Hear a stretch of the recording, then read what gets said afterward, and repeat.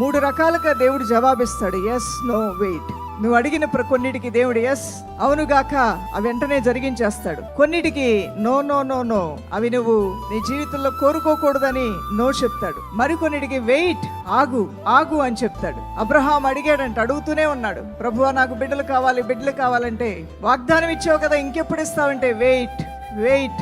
ఎన్ని సంవత్సరాలు వెయిట్ చేయమన్నాడు దేవుడు ఆయన్ని? 25 years, 25 సంవత్సరాలు వెయిట్ చేయమన్నాడంట.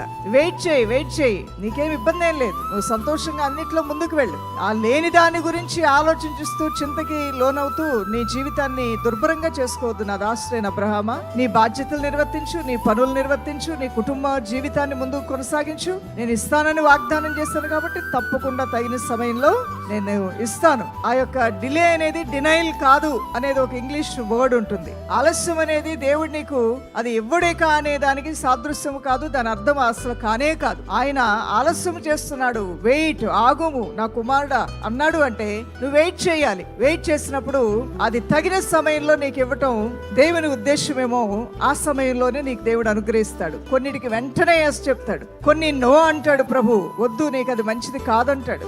ఏది ఏమైనప్పటికీ కూడా మరి నీ ప్రతి ప్రార్థనలో కూడా దేవుని యొక్క ఉద్దేశాలు నెరవేర్చబడతాయి దేవుని బిడ్డ. హల్లెలూయా.